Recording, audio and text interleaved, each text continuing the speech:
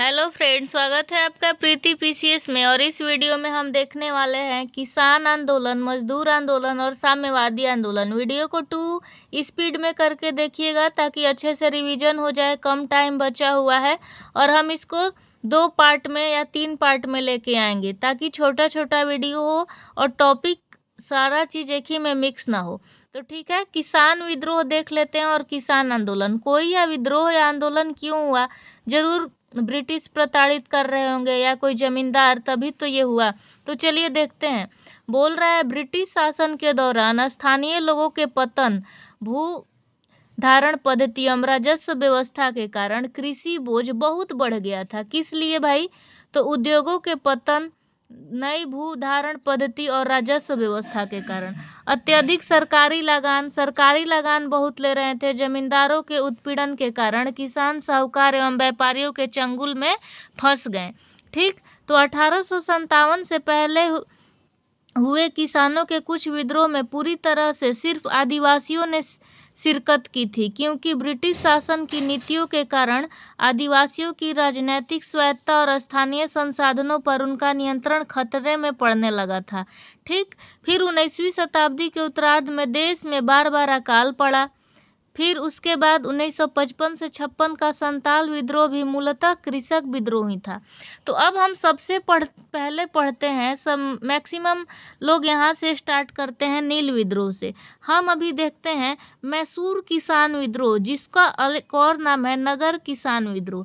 अब ये क्या है, चलिए समझ लेते हैं। बोलता है, नगर मैसूर जो मैसूर राज्य के शिमोगा जिले में है। यहाँ अगस्त 1830 में किसानों ने विद्रोह किया। इस विद्रोह में किसान एवं छोटे अधिकारी भी शामिल थे, जिन्होंने स्थानीय छोटे शासकों ने भी समर्थन किया। ठीक है, मतलब शासकों ने भी समर्थन किया, छोटे अधिकारियों ने भी और किसान।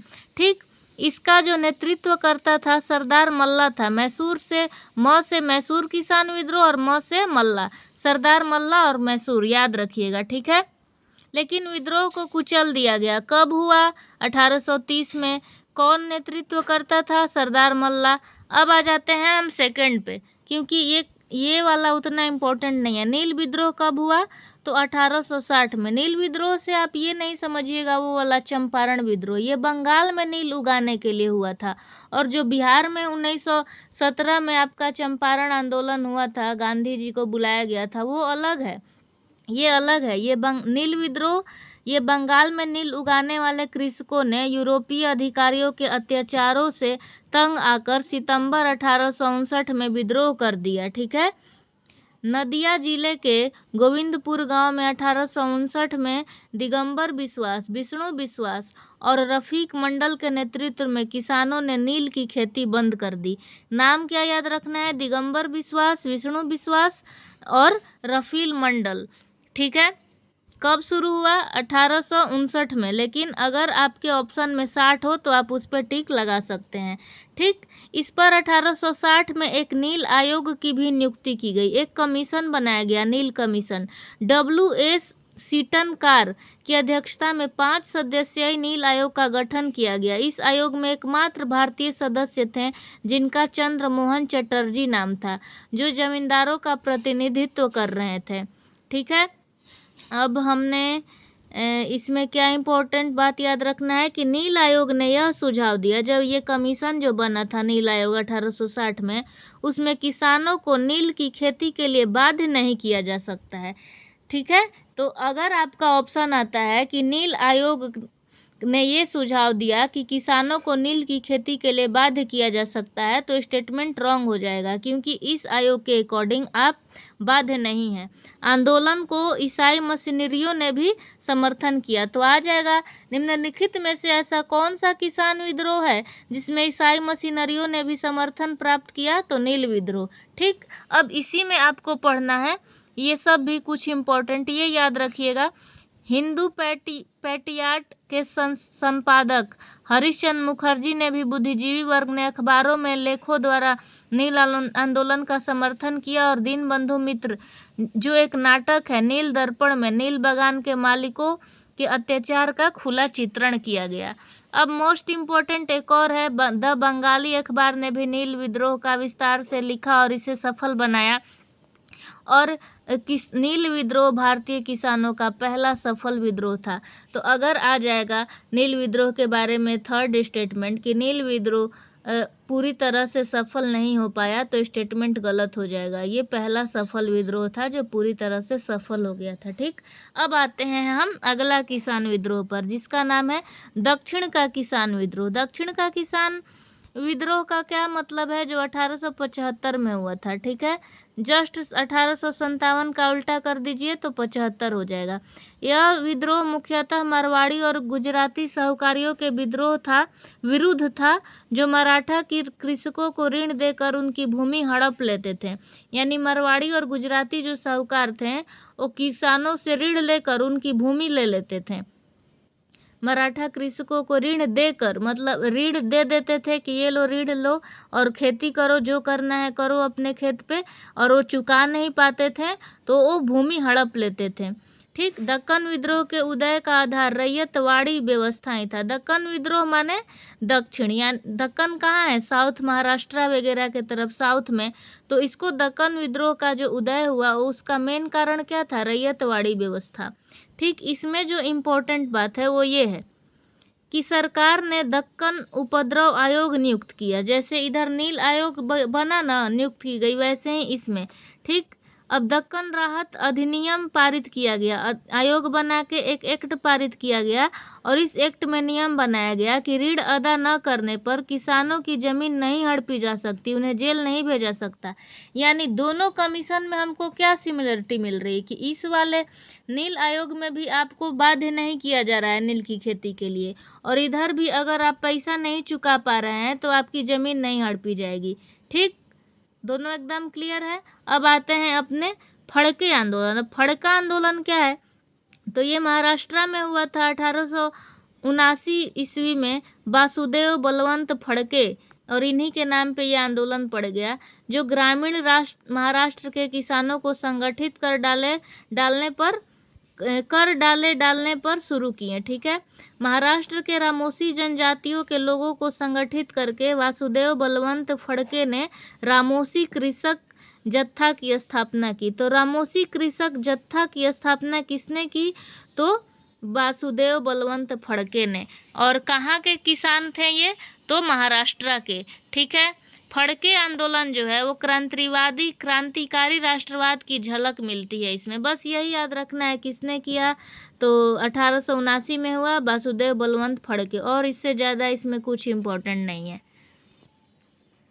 अब आ जाते हैं पाबना किसान विद्रोह, जो 1873 से 76 में हुआ, यानी 3 साल चला, 73, 74, 75, 76, 4 साल। बंगाल के पाबना जिले में ये हुआ था। ठीक, किसान संघ की स्थापना हुई।